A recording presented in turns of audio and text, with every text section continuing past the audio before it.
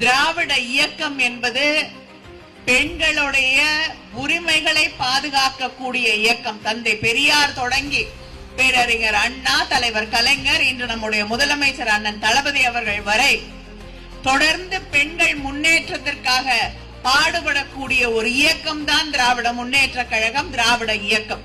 வீட்டில் இருக்கக்கூடிய பெண்கள், நாள் முழுவதும் உழைக்கக்கூடிய சகோதரிகள், அவர்களுக்காக மகளிர் உரிமை திட்டத்தை கொண்டு வந்து 1000 ரூபாய் மாதம் வழங்கி கொண்டிருக்கக்கூடிய ஆட்சி நம்முடைய முத்துவேல் கருணாநிதி ஸ்டாலின் அவர்களுடைய ஆட்சி இல்லையா? இப்படி பெண்களுக்காகவே நடந்து கொண்டிருக்கக்கூடிய ஆட்சி நம்முடைய திராவிட முன்னேற்ற கழக ஆட்சி என்ற பெருமை நம் அத்தனை பேருக்கும் உள்ளது. பிஜேபியோட கூட்டணி வச்சிருக்காரு எடப்பாடி பழனிசாமி. அவருக்கு அடிக்கடி ஒன்னே ஒண்ணுதான் கேட்பாரு, முதலமைச்சர் என்னோட ஒரே மேடையில ஏறி என்னோட விவாதிக்க வேண்டும் என்று. நான் ஒரே கேள்வி கேட்கிறேன், இந்த 100 நாள் வேலை உறுதி திட்டத்தை அழிக்கக்கூடிய வகையில கொண்டு வரப்பட்ட மசோதாவை பத்தி நீங்க என்ன சொல்றீங்கன்னு எங்களுக்கு தெளிவா பதில் சொல்லுங்க. புதுசா கட்சி ஆரம்பிச்சிருக்காங்க, இந்த மசோதாவை பத்தி எந்த கருத்தும் சொல்லல, எல்லாத்தையும் மாற்றுவேங்கிறாங்க.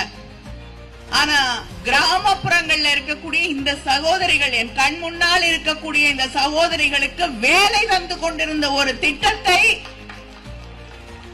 ஒன்றிய பாஜக அரசு நிறுத்த துடித்துக் கொண்டிருக்கிறது.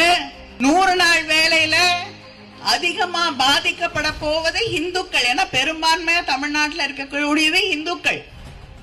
அந்த இந்துக்களுக்கு எல்லாம் வேலை போகுதே தெரியலையா?